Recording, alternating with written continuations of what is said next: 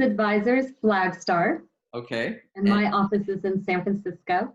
Awesome. And yeah, Eileen and she's a mortgage specialist. Is that what you? Mortgage advisor is my official title. Very good. Yeah, we met. We had a client of yours reached out to me, and I helped them facilitate the purchase of their home, and you were their lender, and that's how we met. And That is how we met. yeah, these just I did a call like this a couple weeks ago, and the idea, I just want to reach out to those that are interested to share a little bit about what's happening in the local Mill Valley, Marin County real estate market. I have some stats, especially during the current COVID pandemic. It's ever changing.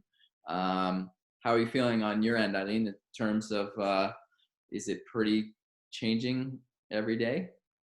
The guidelines are changing every day, but I think people are getting, I don't want to say comfortable, but they're getting used to the quote unquote new normal. Yeah. And so, yeah, I think people are out there looking. We've got a lot of people calling, wanting to get pre-approved. Obviously, the rates are so low, so there's an amazing amount of volume of people coming in wanting to refinance. Mm-hmm. And I think one of the things that we first talk about with clients, whether they're returning clients or new clients, is the COVID regulations, so that they're comfortable knowing about timelines and just, what it's going to be like when they meet with the notary to sign off. So those conversations are definitely new to our world, but at the same time, we're getting used to them as well. Good. It's interesting. I mean, I think the flow of this, we wanted to keep it around a half hour. We got to start a little late, so we'll go a little after 5. But we're going to want to hear a little bit about. I have some dealing with some buyers. I deal with some first-time home buyers, but also some experienced buyers who, they have questions. The lending process, what's going on, is not always familiar, and that's why having resources like you to link them to. So today, what we're going, Eileen, I'm just going to speak to, that process, what it looks like. And then I'm going to go into share some, what real estate looks like currently with the COVID pandemic as far as showings, and then talk about some local real estate market stats. Mill Valley, Marin also have some charts on the Bay Area. And then we'll finish off with a little question and answer if anybody has any.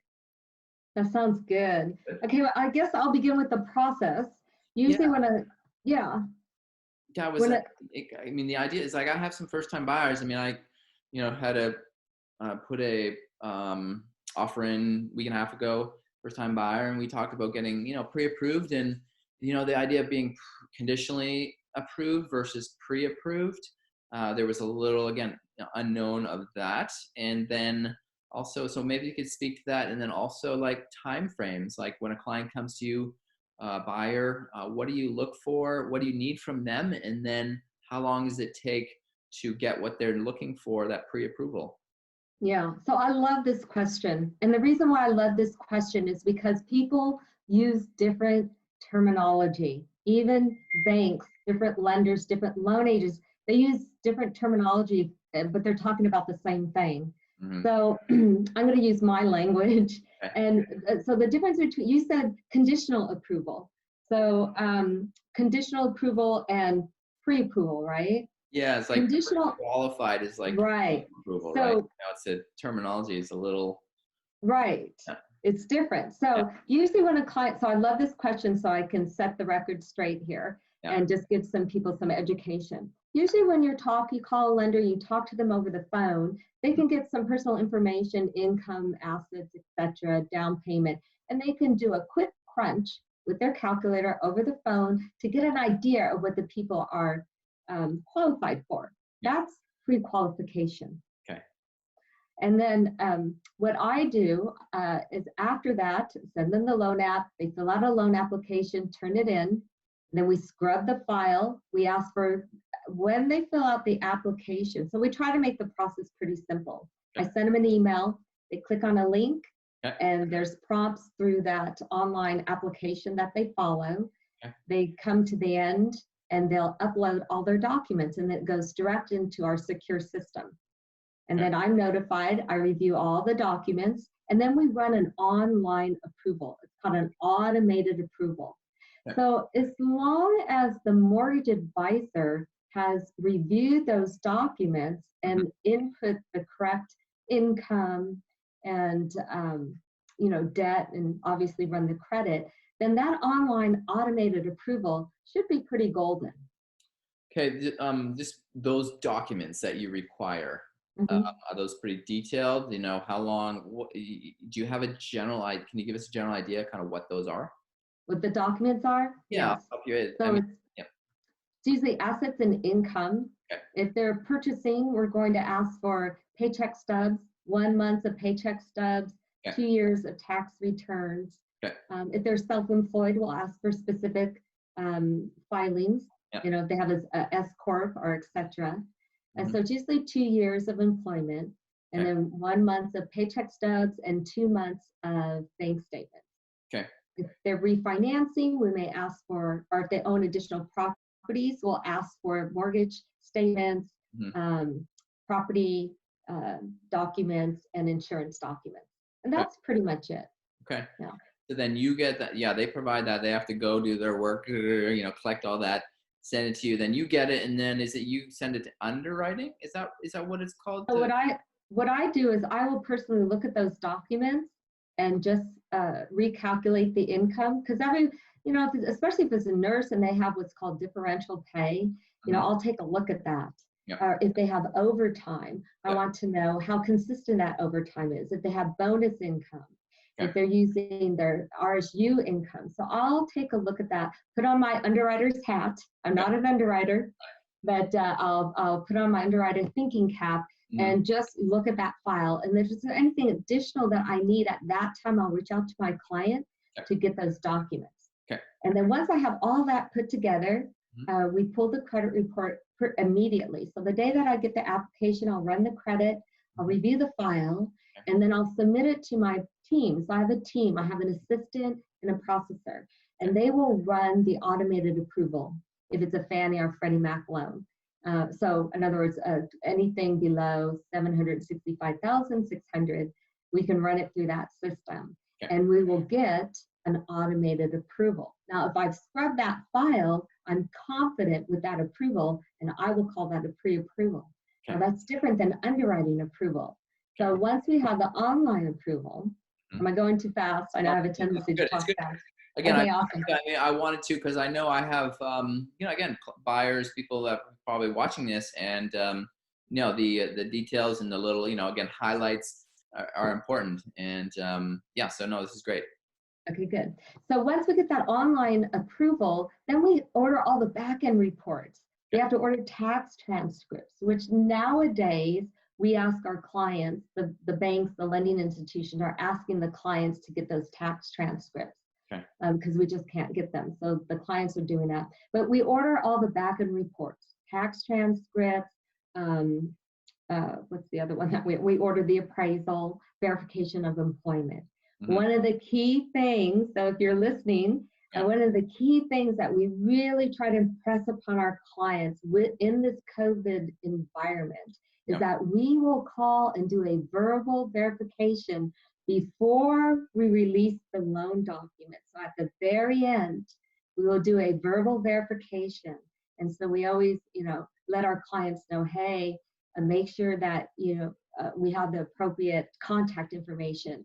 And let them be aware that this is something that needs to be done immediately. So that's impressed upon them. What about time frame? So usually once they get all the documents to you, for them to get that pre-approval letter, where are we looking? I mean, how many days?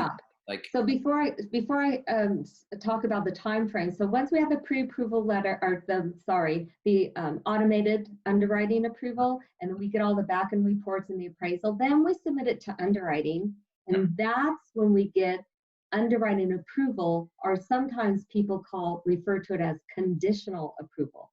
And the reason why we use the word conditional is because the underwriter most likely will come back and have a few more conditions. Sometimes we have such a clean file, there are no conditions, but usually, typically there's one or two conditions. Okay. And then once those conditions are done, then the file goes to what we call quality compliance check, and then we draw the final loan docs, and then they're sent to the title company. So on a purchase, we're still closing within 30 days. Okay. Fantastic. And I did mine in 30 days. I think it was actually a little bit less than 30 days. So that's good news. Yep. But we are realistic. Okay. So if we have a purchase, we'll take a look at the turn times. Every day is different. Volume is escalating, and our job is to be to paint a realistic picture.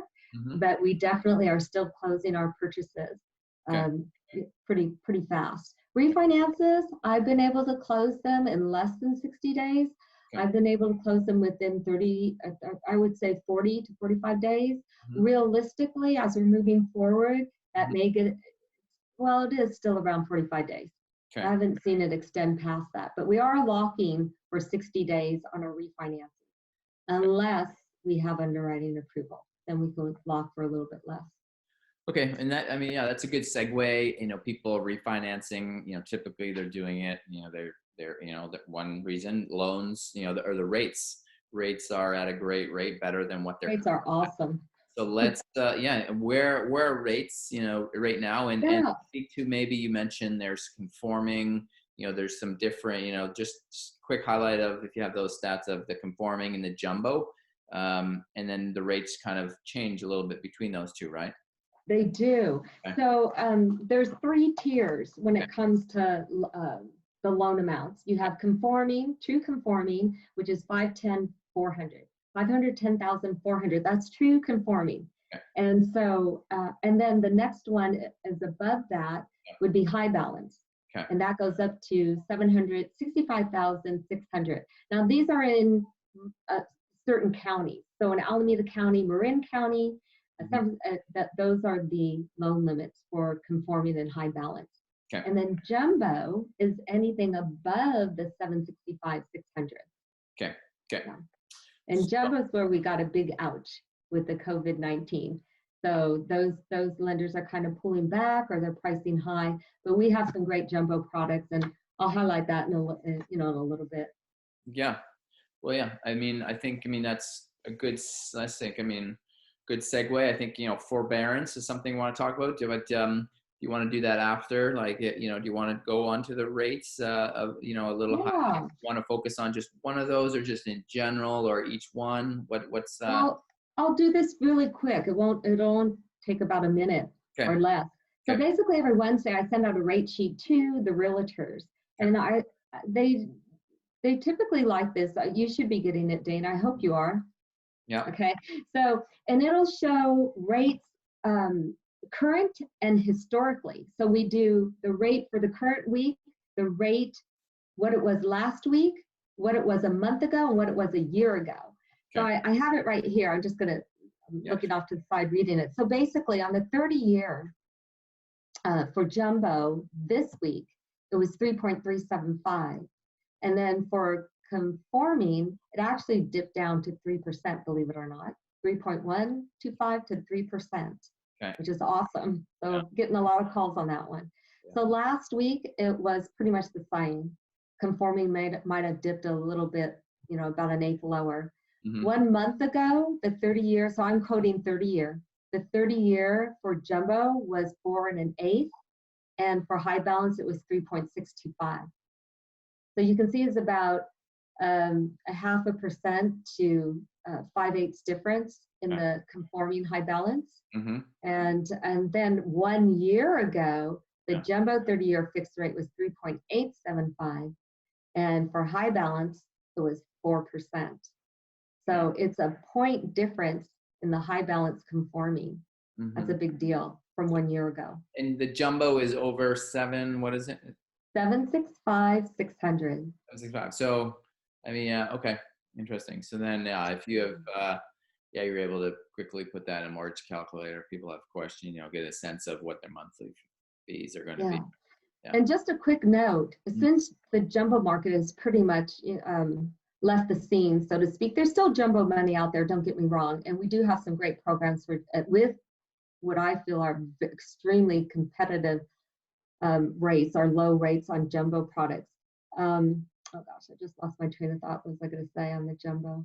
Oh, History of jumbo. Yeah, it'll come back. It's okay. that'll come down. Why don't we, in looking at time here as we're moving, I know this is forbearance. You mentioned before we started this call, hot off the press, it seemed like. Yeah. Had some new stuff about forbearance, and yeah, do you?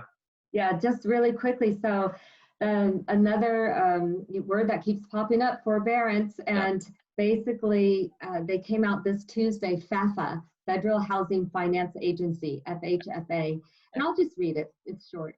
Mm-hmm. So they're basically saying, you know, who can, not who can, well, everyone has a right to forbear. Mm-hmm. But what was unclear was how long that forbearance would last, and how long would it impact the borrower negatively. So this is what they came up with. It says borrowers are eligible to refinance or buy a home if they are current on their mortgage payment. Example, if you call and ask for a forbearance or start to participate in a forbearance, as long as you continue to make your mortgage payment, you can still purchase and refinance a home. You just have to show that you've been current for or that the forbearance has ended for 3 months. Okay. So once the forbearance has ended for 3 months and you've made every single payment, you can still purchase or refinance a home. Okay. But realistically, to tell you the truth, Dana, most people don't forbear for just 3 months, 4 months. Yeah. And here's my professional advice. If you really don't need to forbear, because they did a study recently that many people who are filing a forbearance may not need to have filed that forbearance. Yeah. So if you don't need it, don't apply. Yeah. Because it will show up on your credit report as that you are in process. It's not supposed to show a 30 or 60 day late for the first time, but it still will show up. And so there have to be letter of explanation, etc. But they were saying approximately 70% of the people who have applied don't really need forbearance. Okay. And that could come back to bite them later on Yes, because originally we were thinking it was going to lock that once they started forbearance, it would lock them out for 12 months. But now FAFA is saying, so long as they keep continuing to make their payment and it's 3 months out, they will be okay to purchase and refinance. Yeah. Okay. Yeah, I know, and that's I have a lot of clients aware of that and looking towards the future. Curious. Are we going to see more foreclosures, short short sales, or more foreclosures, I'd say. And it's a hard one to predict. I think in this market, in certain areas, you'll see it. Probably common sense. You'll see it more than other markets in Mill Valley here, Southern Marin. I can't. There's a part of me that says, we'll see. Obviously, not a lot. So it's it's the future. We will see. Yeah, we will see. I'll just end it on this note. One of my favorite products that we offer is called the Jumbo Community Program. It is city specific, but there's many cities that we cover. So what do I love about this program? It's jumbo money. And it allows the client to come in with only 5% down, no mortgage insurance, 3 months reserve. So usually if you are obtaining a jumbo loan, the lender usually wants at least 12 months of reserves, meaning that you have to have 12 months of your housing payment sitting in your bank, the equivalent of 12 months of a housing payment in an asset account. Okay. And so this program only usually it's at least 12, sometimes it's 24 months, 36 months, but this program only only requires 3 months. Okay. And there's no mortgage insurance. So let's just do a quick little case study here. So say, that jumbo is over 756, is that right? Something like that? Let's say 765. Yeah. So let's say I want to buy a $1.1 million or $1 million house. and Yes. I can put 20% down, so Uh-huh. 200,000. So my Mm-hmm. mortgage is going to be 800. 800,000. Mm-hmm. So what can you do? You have a mortgage calculator there that you? I mean, if you don't, I but do. what would be my based on the rates that you have, what would be my approximate monthly payments just on the mortgage, excluding, we won't worry about property taxes and yeah, and what is the rate? First, I get, what would that rate be? You know what?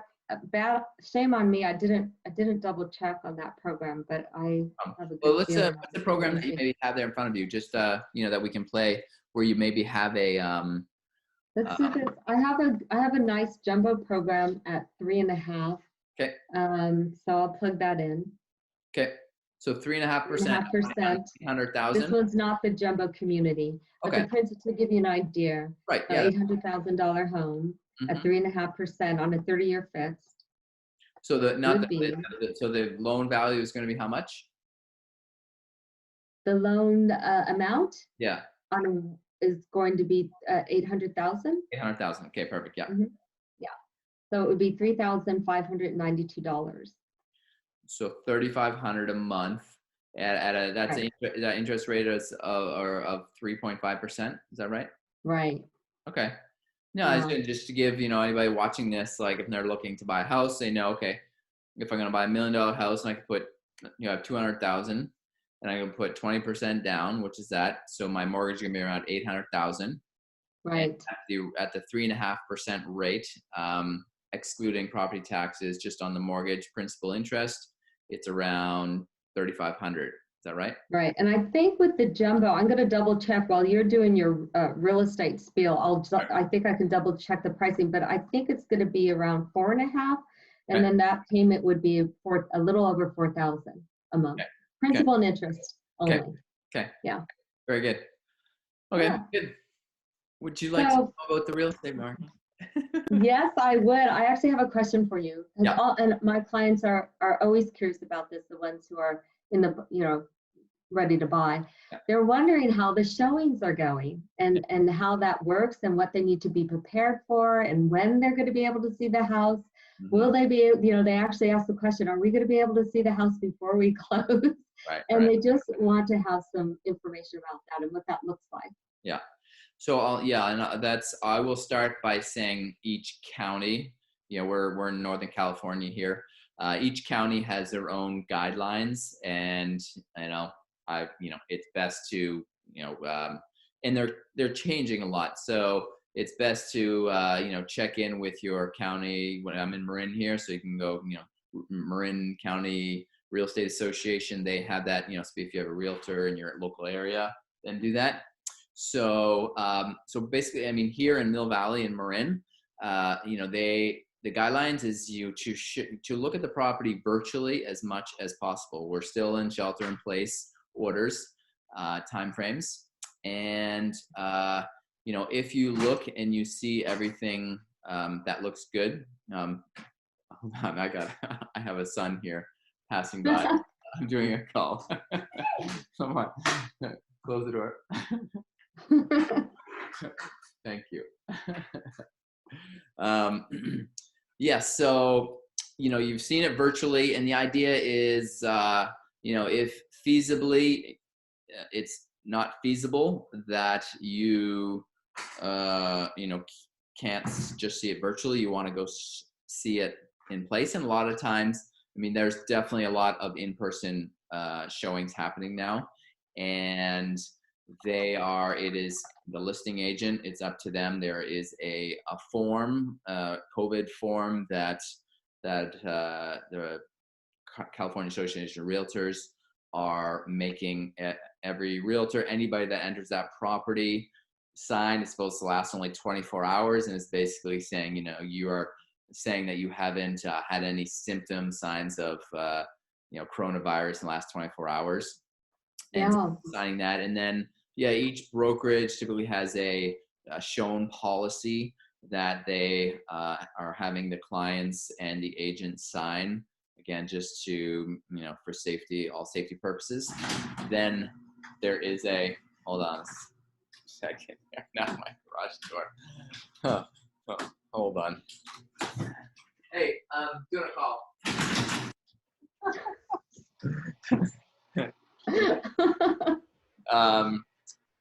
So they have the form signed. You get the form signed, and you're going to the property.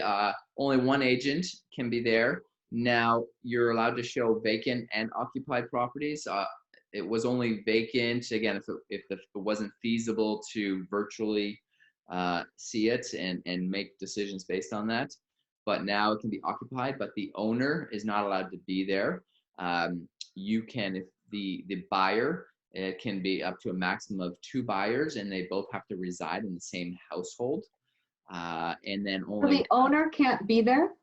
the owner cannot be in the house. No, they can be, outside, go for it, and that's typically the case. Even if it's an occupied property, usually the owner will go away and allow the realtor to do the showing without them in place. So, but that is kind of the rules.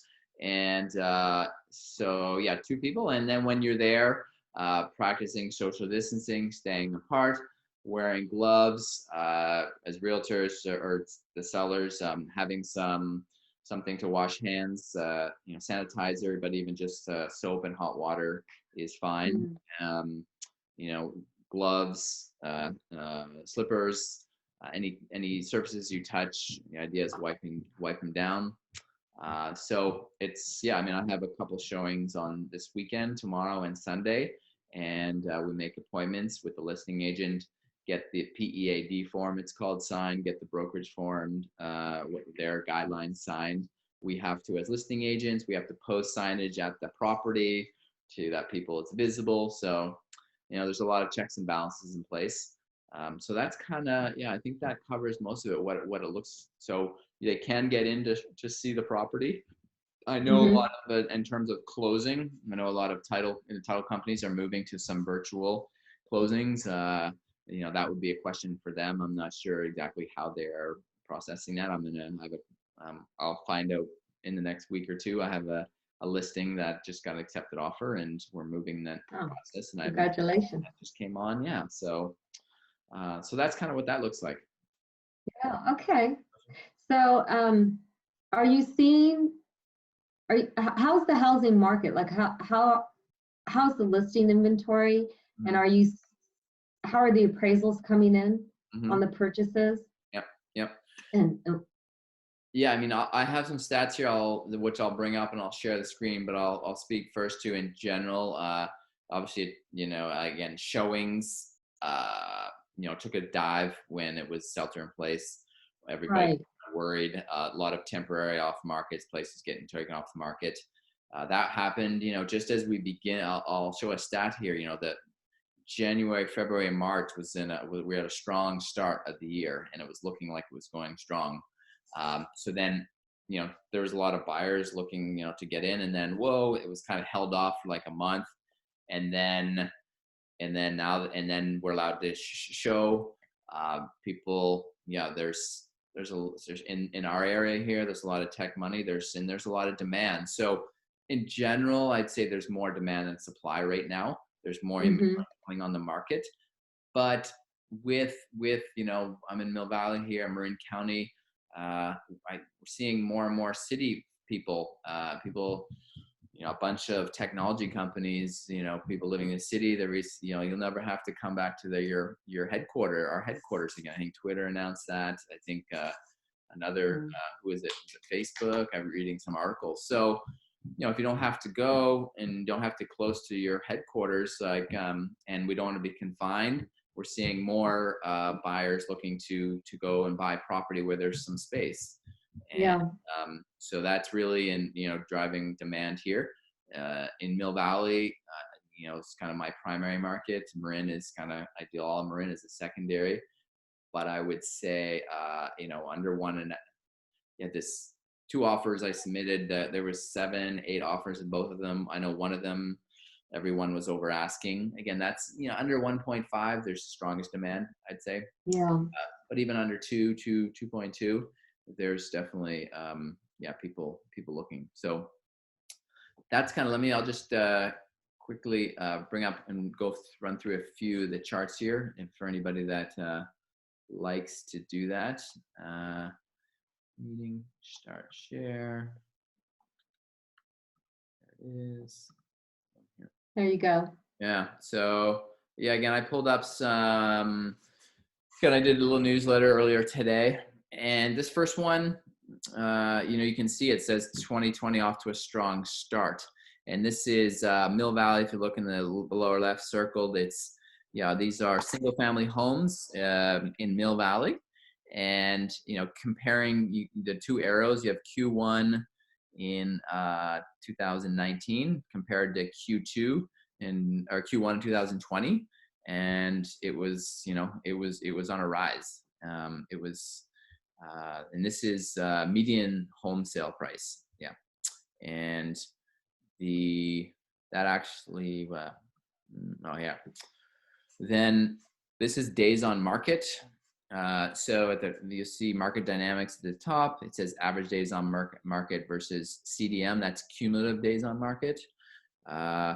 And you can see and it's somewhat of a traditional trend. You can see December is usually the highest, and then it starts dropping. And days on market, it was, I think this next slide addresses it.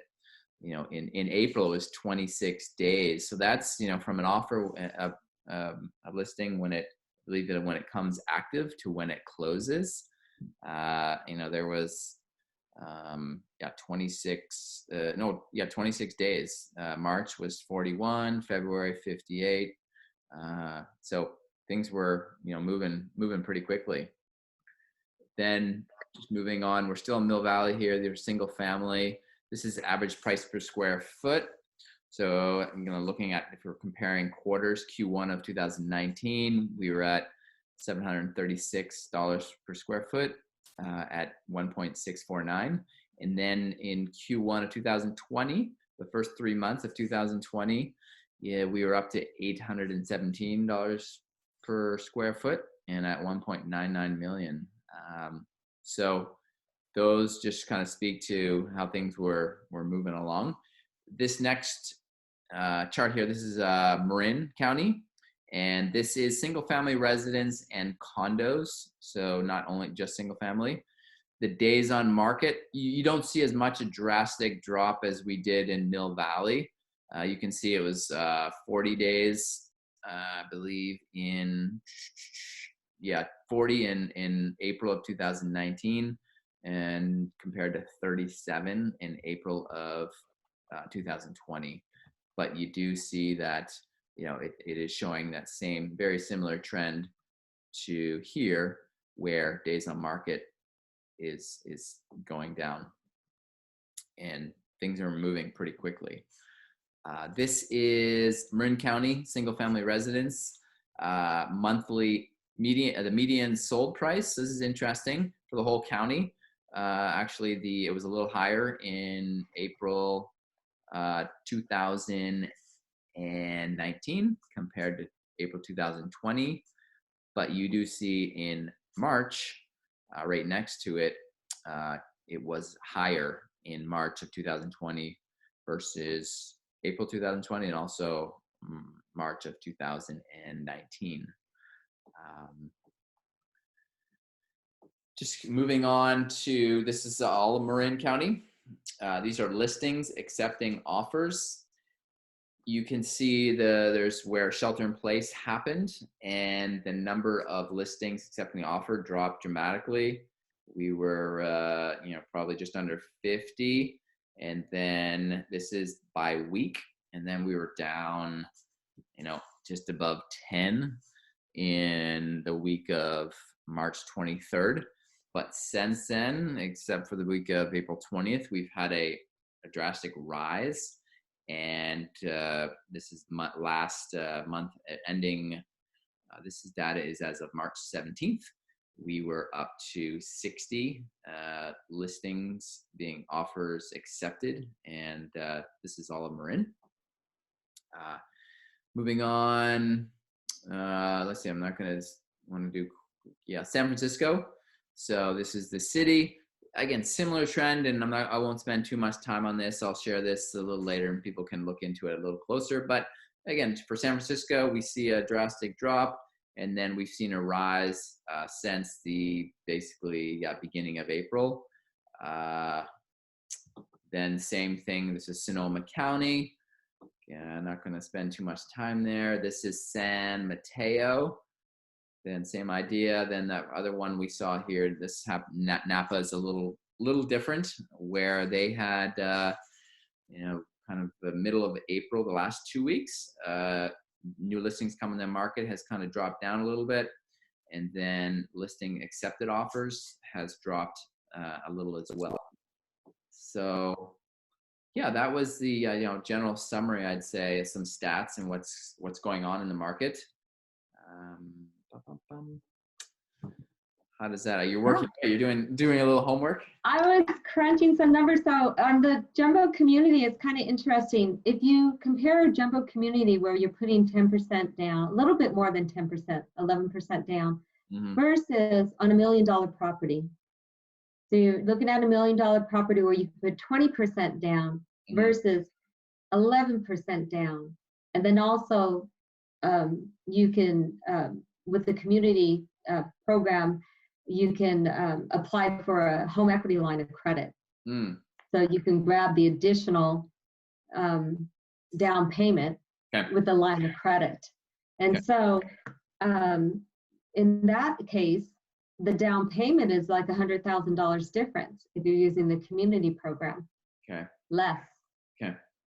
Yeah, which is something to think about. Yeah. Well, maybe you can send me that, and I can when I post the video, I can add a little verbiage to kind of give an example. I think that's I know for me, I'm able to bite into a little bit more when I see the numbers and get an idea. But I think as far as that's looking at time here, we're quarter after, just over half hour. I will know Patrick there. He's on the line. Patrick, feel free if you have any questions to hop on. I see he's unmuted his volume. Hey, Patrick, how you doing? Hey, good. Good stuff. Yeah. I think, is my camera working? Can you see me? Let's see. No, it's almost. Okay. Let's see if it's, we can hear you though. Okay. Thank you for the presentation. You're welcome. Do you any questions come to your mind when you're tuning in? Not at this point. I was just taking it in, most of it. Perfect. Okay. Totally fine. There we go. There you are. Oh, hi, hey. Patrick. Hi. How's it going? Good. Nice to meet you. Nice to meet you. Thank you. Okay. So you're going to be partnering up? I'm going to be helping Dana with a few things. Awesome. Yeah. Excited. Yeah. I mean, let's wrap. Wrap up. I think that's everything we wanted to go over. Again, in general,